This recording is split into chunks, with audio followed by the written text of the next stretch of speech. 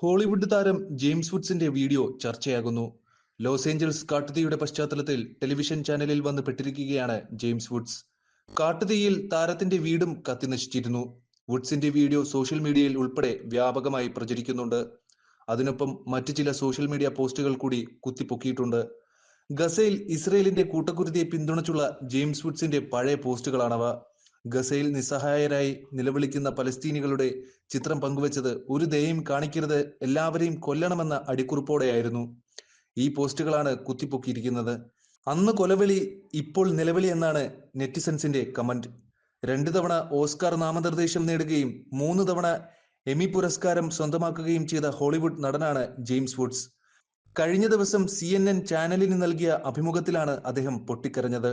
കാട്ടുതീയുടെ ഭീകരത വിവരിക്കുമ്പോഴായിരുന്നു നിയന്ത്രണം നഷ്ടപ്പെട്ട് താരം പൊട്ടിക്കരഞ്ഞത്. ലോസ് ഏഞ്ചൽസിലെ പസഫിക് പാലിസേഡ്സിലെ താരത്തിന്റെ വീടിനെയും കാട്ടുതീ വിഴുങ്ങിയിരുന്നു. ഇക്കാര്യം വിവരിക്കുന്നതിനിടെയാണ് താരത്തിന്റെ നിയന്ത്രണം നഷ്ടമായത്. മനോഹരമായ കൊച്ചു വീടായിരുന്നു ഞങ്ങളുടേത്, ഒരു സ്വർഗം തന്നെയായിരുന്നു അത്.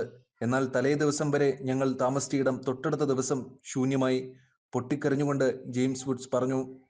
വുഡ്സിന്റെ വൈകാരിക പ്രതികരണത്തിന് കമന്റുമായി നിരവധി പേർ രംഗത്തു വന്നു. രൂക്ഷമായ ഭാഷയിൽ പ്രതികരിച്ച് പലസ്തീൻ കവി മുസാബ് അബു ത്വഹ എത്തി.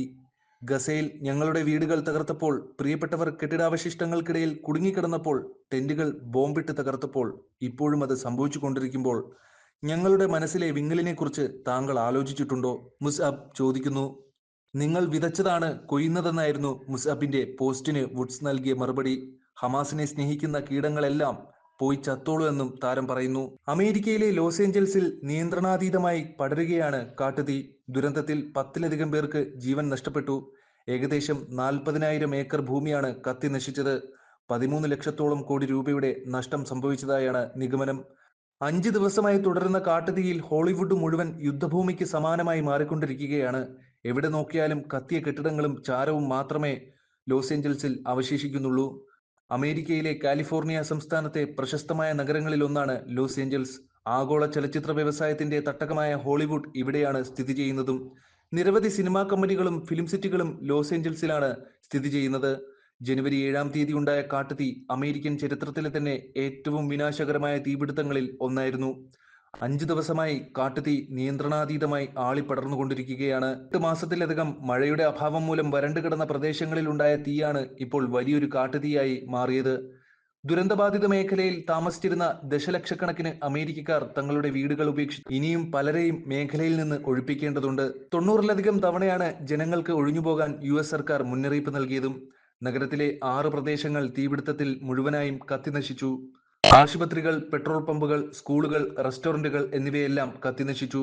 കോടിക്കണക്കിന് ഡോളറാണ് തീ അണയ്ക്കുന്നതിനായി അമേരിക്ക ചെലവഴിക്കുന്നത്.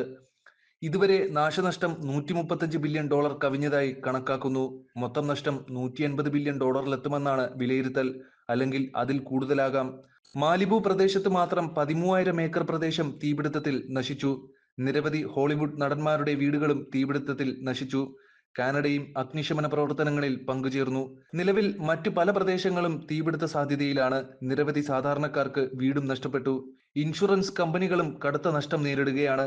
മോർണിംഗ് സ്റ്റാർ, JP മോർഗൻ തുടങ്ങിയ സ്ഥാപനങ്ങളിലെ വിശകലന വിദഗ്ധർ ഇൻഷുറൻസ് കമ്പനികൾക്ക് $8 ബില്യൺ നഷ്ടം സംഭവിക്കുമെന്ന് പറഞ്ഞിരുന്നു.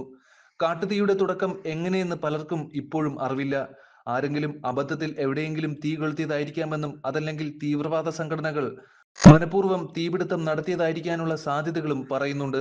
തീപിടുത്തത്തിന് കാരണം എന്താണെന്ന് കണ്ടെത്താൻ അന്വേഷണം നടക്കുകയാണ്. 2018-ലെ കാലിഫോർണിയയിലെ കാട്ടുതീയേക്കാൾ കൂടുതൽ നാശനഷ്ടങ്ങളാണ് ഇപ്പോഴത്തെ കാട്ടുതീയിൽ ഉണ്ടായിട്ടുള്ളത്. അമേരിക്കയിൽ കാട്ടുതീ ഏറ്റവും കൂടുതൽ ബാധിച്ച സംസ്ഥാനങ്ങളിൽ ഒന്നാണ് കാലിഫോർണിയ. കഴിഞ്ഞ വർഷം മാത്രം കാലിഫോർണിയയിൽ ആകെ 40-ലധികം കാട്ടുതീകൾ ഉണ്ടായിട്ടുണ്ട്.